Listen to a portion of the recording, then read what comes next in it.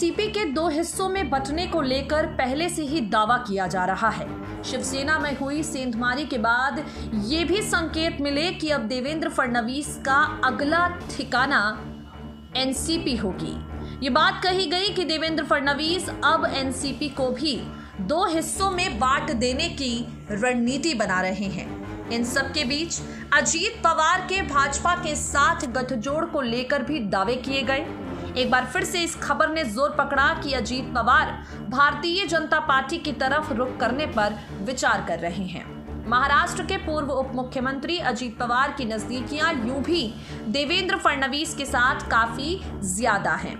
खैर, आपको बता दें, राकांपा विधायक रोहित पवार ने बीते दिनों एक बयान दिया और ये कह दिया कि एनसीपी में अब दबदबा युवाओं का होगा। रोहित पवार के इस बयान के बाद पूरे मीडिया में ये खबर छा गई कि अब एनसीपी की कमान न अजीत पवार के हाथों में रहेगी न शरद पवार के हाथों में, क्योंकि कमान रोहित पवार के हाथों में जा सकती है। जैसे ही अजीत पवार और शरद पवार की राजनीतिक सक्रियता पर सवाल उठा, रोहित पवार मीडिया के सामने आ गए हैं और उन्होंने कह दिया है, मेरे बयान को गलत तरीके से पेश किया गया है।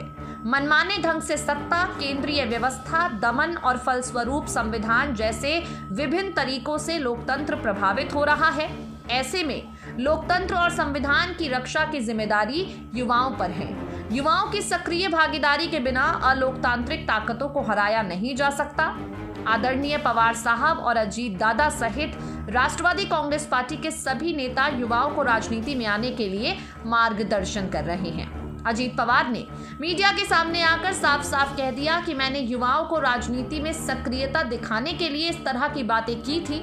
एनसीपी में जो कुछ भी होगा वो अजीत दादा और पवार साहब की नेतृत्व में ही होगा, उनके मार्गदर्शन में भी होगा। रोहित पवार ने यह भी कह दिया है कि एनसीपी को अगर मजबूत करना है तो युवाओं की भागीदारी, युवाओं की साझेदारी को बढ़ाना होगा। बिना युवाओं की मदद के एनसीपी मजबूत नहीं हो सकती।